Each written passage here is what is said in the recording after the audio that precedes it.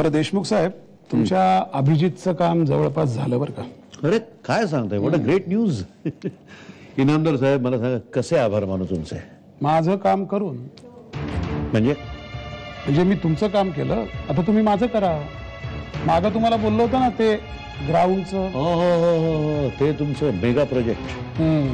आता पाळी तुमची आहे बरं का. आणि होत नसेल तर सांगा, काही प्रॉब्लेम नाही. आपण बुलडोझर फिरवू शकतो ग्राउंडवर आणि कोणाच्या स्टेटला खेळण्याच्या अँबिशनवरही.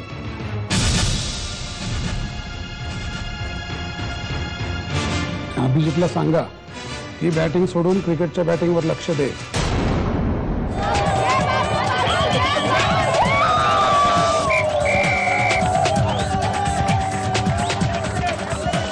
हाय हाय, तू कसा काय इथे? तुझ्या बहिणीने बोलावलं मला. हो.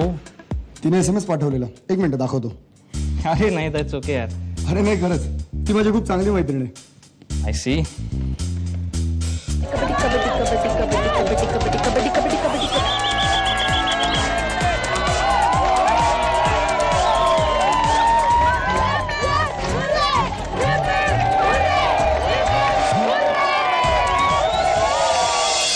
अभि, हा कोण आहे रे तो? हो, राहुल. का ग? का म्हणजे? बरं आहे, तुझा मित्र आहे? माझा मित्र नाही, तो शिवानीचा मित्र. तिलाच विचार जे काय विचारायचं ते.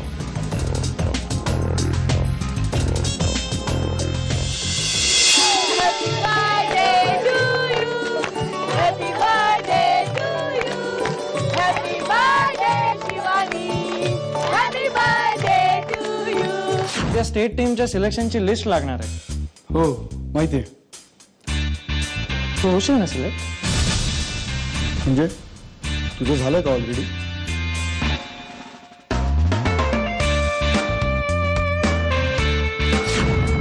हॅलो. हा, कुठे आहेस तू? आली आहेस कुठे? बाहेर?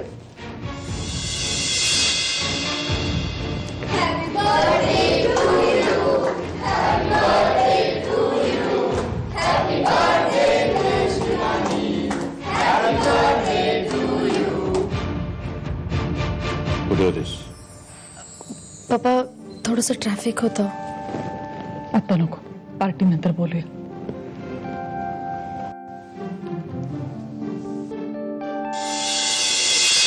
So ladies and gentleman,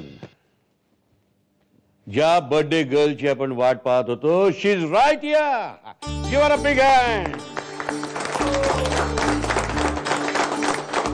today I am very happy and I feel very lucky to have children like Shivani and Abhijit.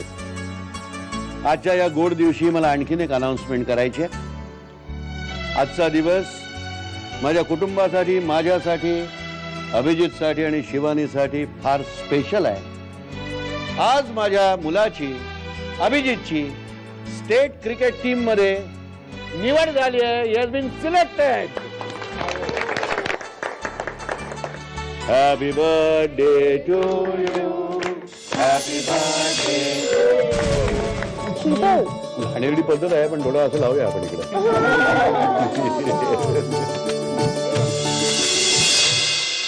Kabaddi सारख्या खेळावर तुझा वेळ आणि एनर्जी वाया जावी असं वाटत नाही मला.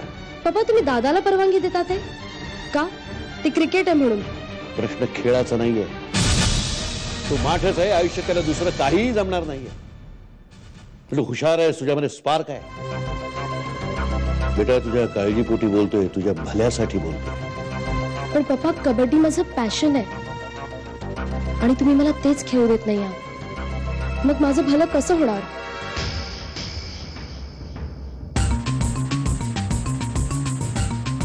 शिवानी, खरं तर ग्रॅज्युएशन नंतर परदेशात शिक्षणासाठी पाठवायचं आहे मला तुला.